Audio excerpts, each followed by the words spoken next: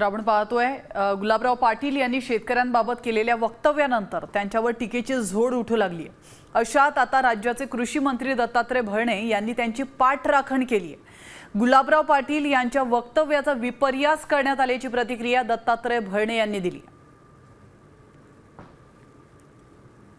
एक वेळेस आम्ही शेतकरी सहन करून घेऊ, पण उद्योजकाला फार त्रास होतो, कारण की उद्योजकाला मजुराला पैसे द्यायचे, जे लाईट गेली तर असं म्हणता येत नाही की तुला मी पैसे देणार नाही, तो लॉस होतो, त्याच्या प्रोडक्शनवर लॉस होतो।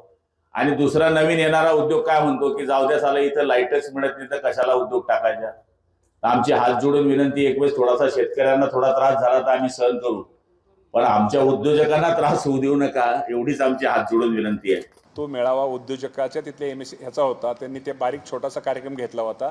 त्यामध्ये त्यांनी सांगितलं होतं, त्याचा शेतकऱ्यांना असा अर्थ नव्हता की आम्ही सहन करतो, म्हणजे गुलाबराव पाटील स्वतः शेतकरी आहेत, आम्ही सहन करतो, पण ते पलीकडे उद्योग आपल्या काय उद्योगांना जर लाईट नाही दिली तर ते सहन करू शकणार, असं त्यांचा बोलण्याच्या अर्थाचा अनर्थ झाला। असं काही नव्हतं। गुलाबराव पाटील पण हाडाचे शेतकरी आहेत आणि त्यामुळे निश्चित प्रकारे शेतकऱ्यांविषयी त्यांची भावना ही खूप चांगली आहे, पण त्याचा अर्थ घेताना थोडा हे घेतला आणि बोलताना आपण ते गावातल्या बोली भाषेत ते बोलले की त्यांचा कार्यक्रम होता, ते बोली भाषेत बोलले, याचा अर्थ